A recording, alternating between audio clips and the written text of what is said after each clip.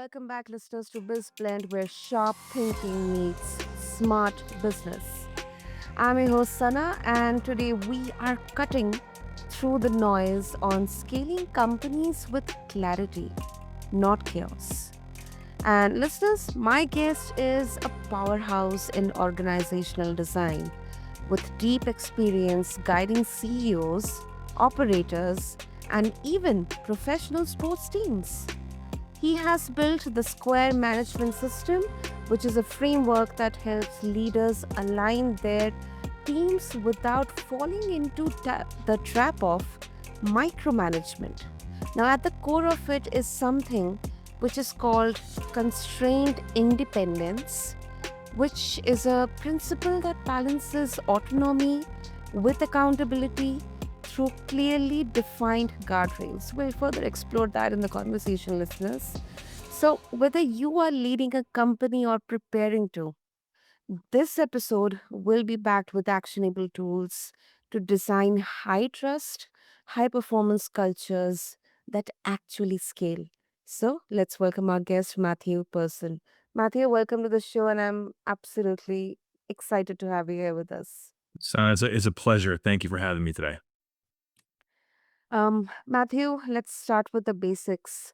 If you can explain what exactly is Square Management System for all of us, and how does it differ from any other leadership or operating models available out there? It's a great question. The genesis of the Square management system was actually a response in my prior life to questions around how to sustain culture in a company that had hundreds of employees across multiple different buildings in multiple states.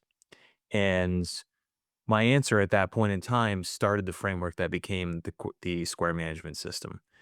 And the reason for that is I feel as though we've lost our way with what we think of as culture. So many places are endeavoring to become known as best places to work. And unfortunately, that becomes common sized. We're applying the same philosophies, we're applying the same methods in an effort to mimic the actions of another company. But when it comes to how you successfully institute culture at your company and with your employees, you have to remember the employees. And we've lost that in our view of what culture is. The insights, the impact of that employee. Correspondingly, employees need to feel as though their needs are taken care of. How do you do that when you have 40 employees, 400 employees, 4,000 employees? They're all unique.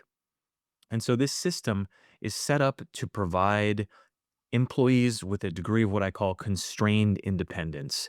Constrained independence is effectively a square, and hence the name, the square management system.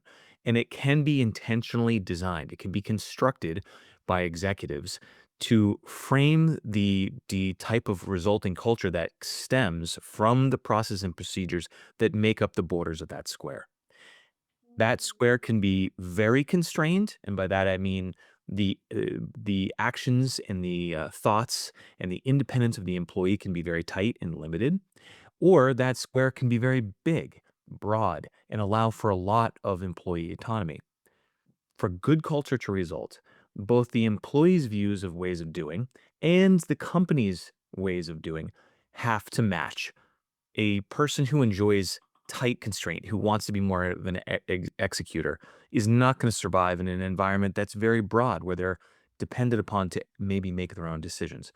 And when you have a mismatch in the square where you don't have alignment between the employee and the organization, that's when bad culture results. And so the book that I've written called The Culture of Alignment, which is pending publication, further details how an executive can leverage each side of the square to create the desired level of constrained independence for their employees. And that can be known, it can be communicated, and it can be discussed so that you align your employees to the type of operating procedures that we both enjoy having as executives or as an employee. And that's how good culture results. And so I'm happy to dig further into each side of the square, but I want to stop there and see if that makes sense.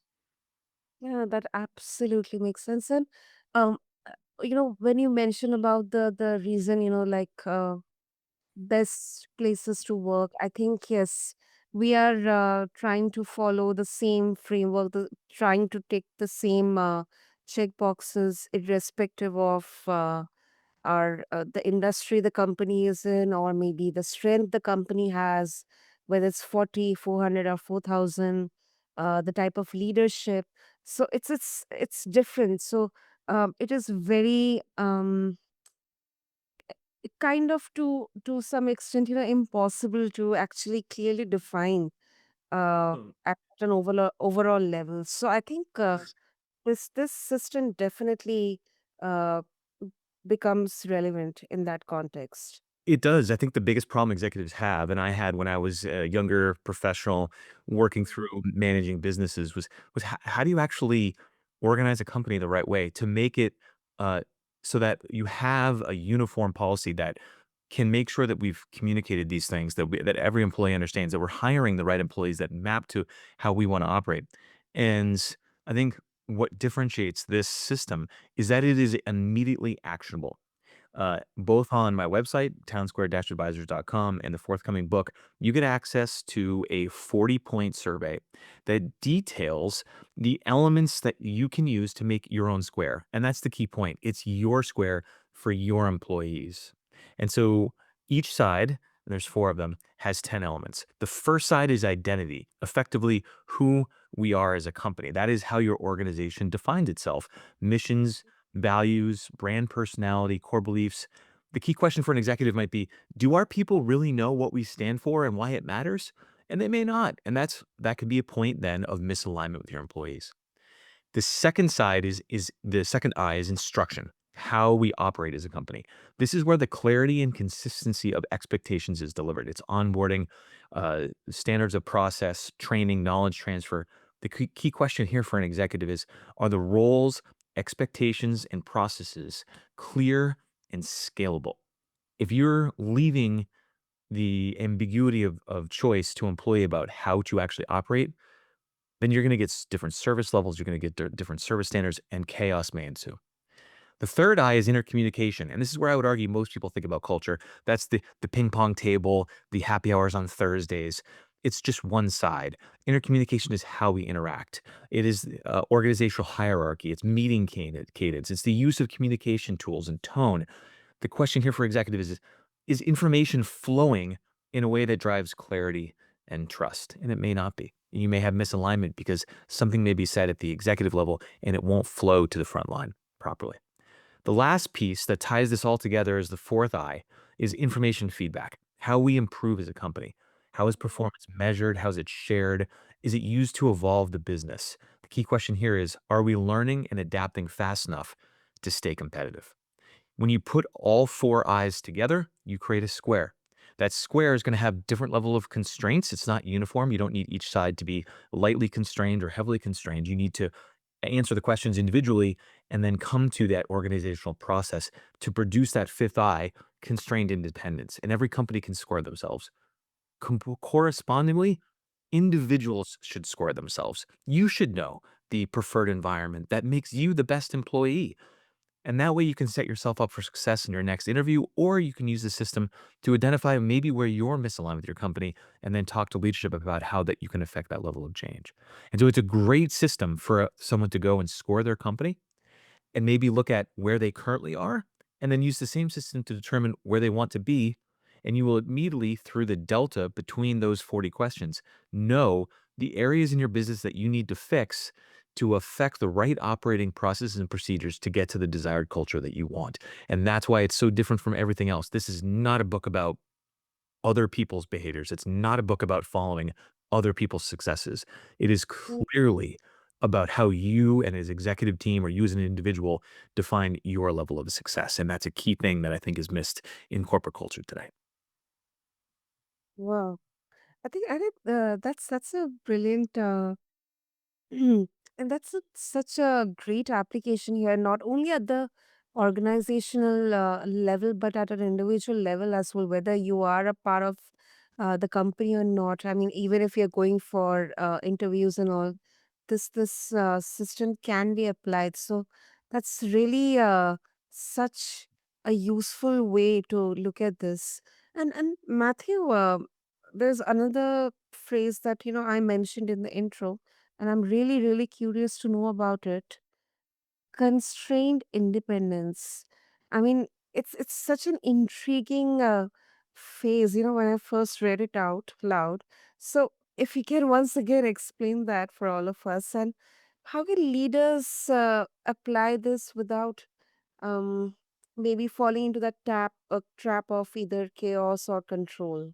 Sure, it's really a unique um, term that I've coined to describe the effectively constrained independence is the known and communicated degree of autonomy an employee has in their specific working environment. Because in a unconstrained world, an employee would be able to action to the full degree all of their thoughts and desires. In order to maintain a service and product quality standard, companies have to constrain that independence in some form. Otherwise, everyone will be bouncing off each other and miscommunicating, and there won't be enough uniformity to affect a scalable enterprise. So that's why processes and procedures exist in the first place. But a lot of companies don't put the full square together, as I just detailed, and they have incomplete squares, or they have mini squares by department, more commonly known as fiefdom. And so what happens is we get organizational misalignment.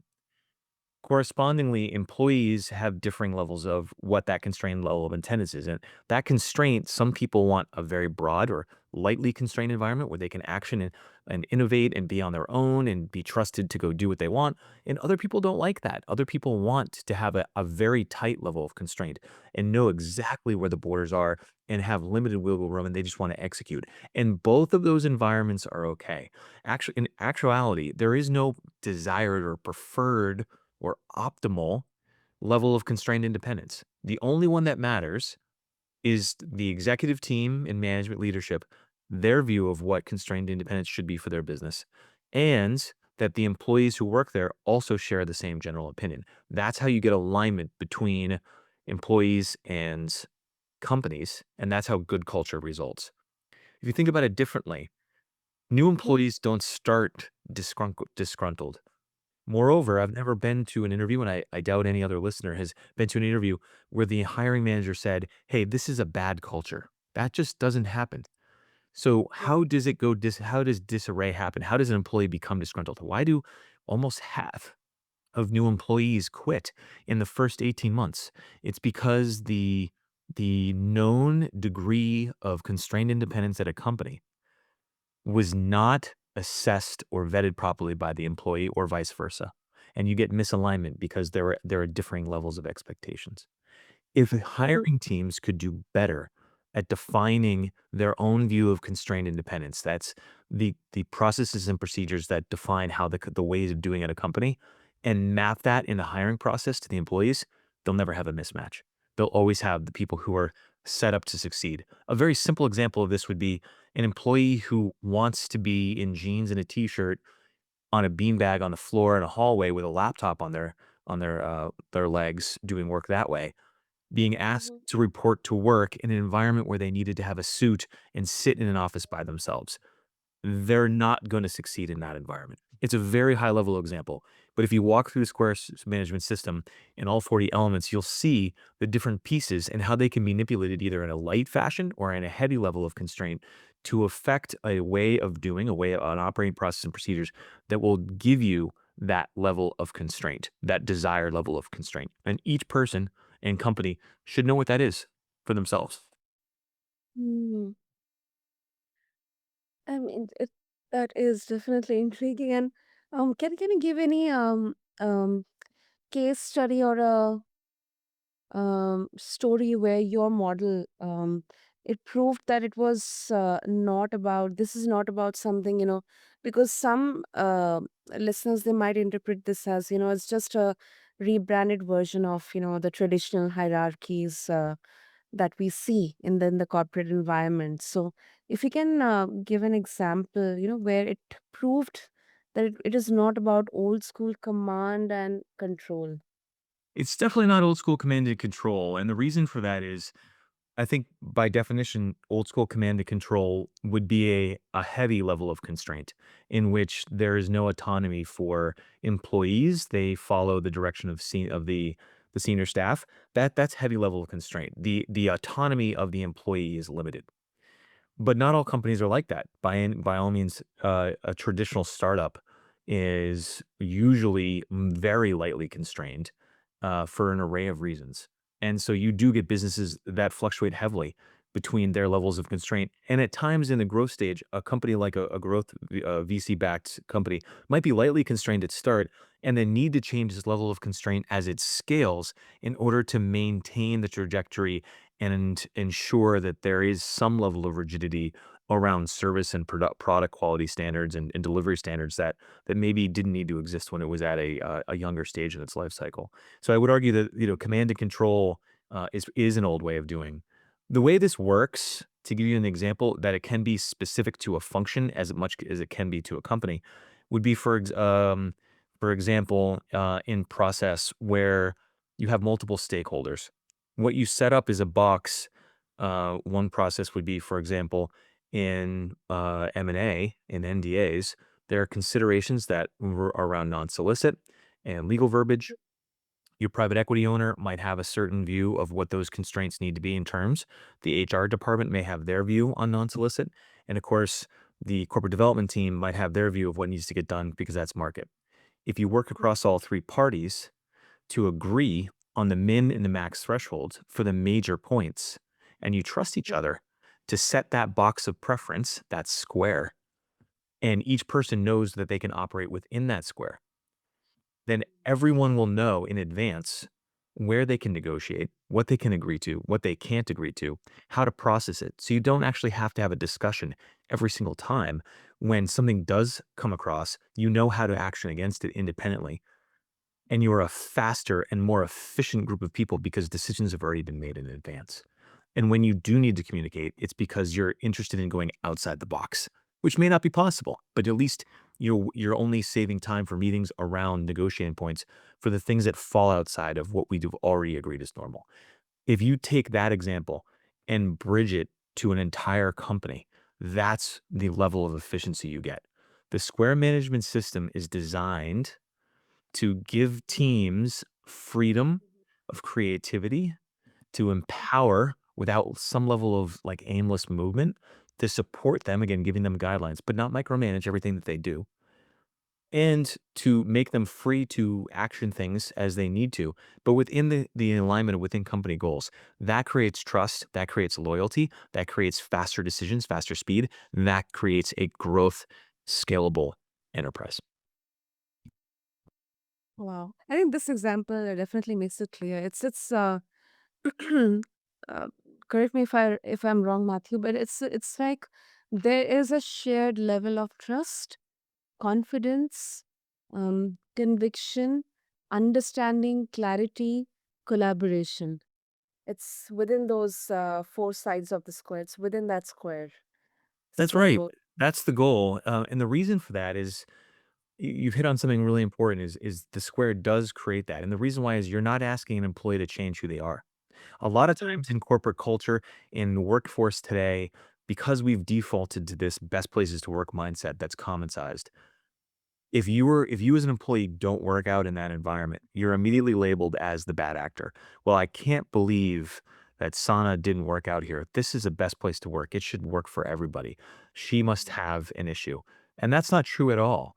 You're not no there's really honestly aren't there are obviously cases of bad employees and things that are fraudulent or illegal that occur. But in the most part, employees that don't fit a culture didn't fail because they were a bad employee. It's because they weren't in the right environment. And that's more a failure of the hiring team to have not have understood that that person wasn't going to succeed. Correspondingly, the employee has some level of onus to understand whether or not they fit as well. But you cannot ask a person to change who they are. Their values matter, their opinions matter. And if you as a person know, and through this system you are able to know and identify the process, the procedures, the beliefs that matter in your working environment, then you don't have to change who you are. You are just i- uh, uh, in the working environment, you are who you want to be, you're going to be a happier employee, and you're going to know that everyone else is kind of in the same boat, and that creates a great community that you enjoy being a part of. And so you really don't have to augment who you are. You're able to go and innovate and be free and also work within the guidelines of the company, and the company has happier and better employees. So that's the point. Let's stop changing who we are to fit one specific company, and let's Mhm. find a way to get people into a healthier, happier working environment that best fits how they like to work and how they like to interact. Companies need to also do this for their employees so that they set the expectation correctly from the front end, because to a degree, it is unfair to ask employees to just chameleon themselves to fit your company, right? That's not a good way to operate. Absolutely. I couldn't agree more with you, Matthew.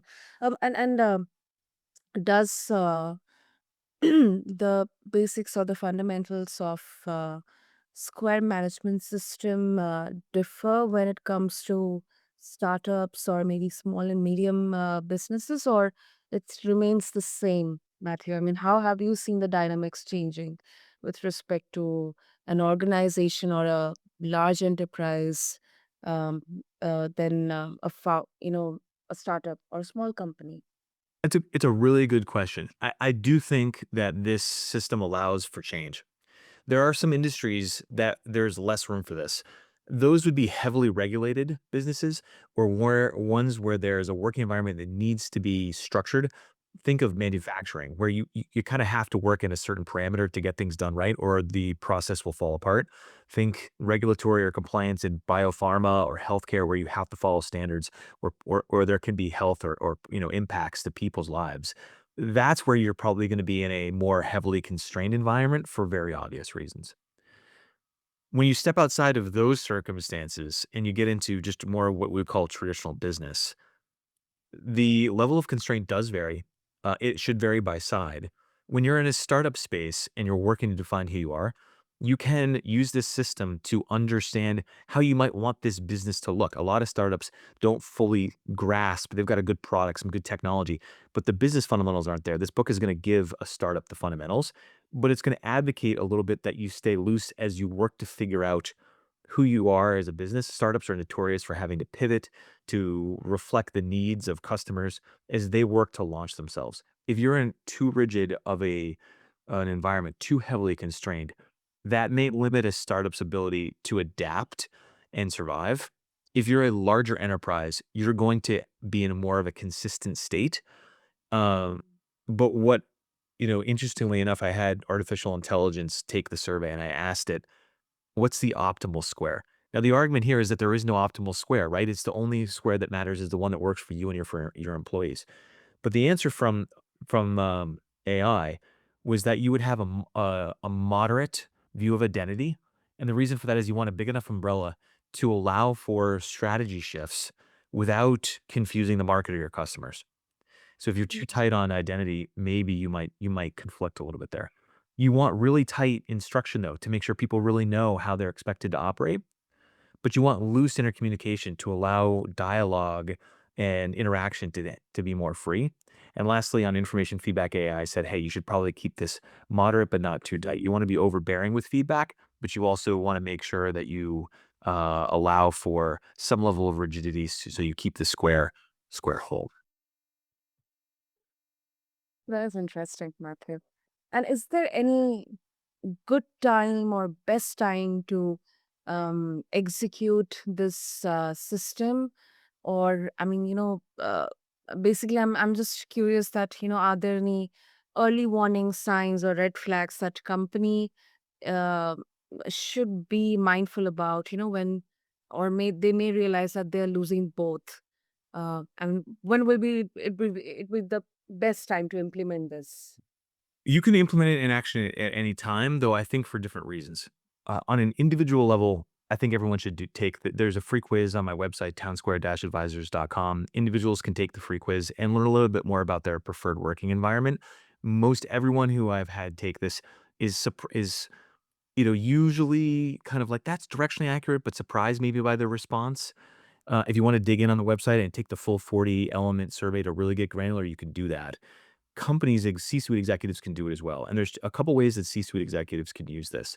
One is to maybe take it usually the best way is to have layering in your company take the test. Have the executive team do it, the senior team, the middle team, and the frontline junior team take it, and aggregate the scores and see where the deltas are. It's going to immediately tell you where there's a mismatch in operating procedures or at least an expectation of where you'd want to operate this business so that you can identify immediately where you need to fix components of process and procedure in your company. It's a great tool for identification of misalignment. Correspondingly, C-suite executives can use this immediately to maybe better understand how they prefer to operate because not everyone understands all the elements that are included in what I would call a healthy, fully aligned industry, a fully aligned company. And there's 40 elements here that you need to watch and understand. And this book, pending publication, will help you understand how you would choose to lightly constrain mission and heavily constrain mission, or heavily constrain onboarding versus lightly constrain onboarding, and then allow you to pick those pieces so that you can construct the business that you want to operate the right to your preferences. So there's multiple use cases here depending on how you want to leverage the system, but it is designed to be an actionable and immediate tool to go back to your question about why this is different. It is a philosophical approach. You have to believe that alignment and culture, that alignment is culture. And if you believe that, then you'll use this system to create alignment between your employees and your company. Understood. Understood. Great, Matthew. So before we wrap up, once again, if we can share with our listeners what would be the best way to connect with you and explore more about Square Management System, then what would be? I think it's a appreciated. Right now, really working on promoting the forthcoming book, The Culture of Alignment, that further details this. You can reserve an advance copy at townsquare-advisors.com. If you want to take the free quiz, there are links there to do that. You can also extend and go forward with the full 40-point survey on the Square management system and really get detailed analytics around your preferred working particularities. All that can be done on townsquare-advisors.com. Wonderful. Well, I'll make sure to have all the links and details in the show notes for our listeners. And Matthew, thank you so much for um, helping us understand, be familiar with the system, the concept, and overall, you know, just showing us that how these these frameworks, they can shift not just how we work, but how we lead, whether it's at an individual level or at a company level. So thank you so much for the wonderful, insightful explanation. It was a pleasure. I really enjoyed the chance to just further talk through this concept, and I hope listeners will take a chance on diving in further and learning more about themselves or how they'd prefer to operate their company. Absolutely. And to all the listeners out there, if you are building or rebuilding a company and you want to unlock speed, trust, and also accountability without burning out your team or yourself, just take a closer look at these ideas. They're actually really, really good. So just refer to the show notes to connect with Matthew and check out his assessment in there. Check out his website. Check out the Square management system, and also until next time, keep blending bold vision with smart execution right here on BizBlend with your host Sana. Thank you.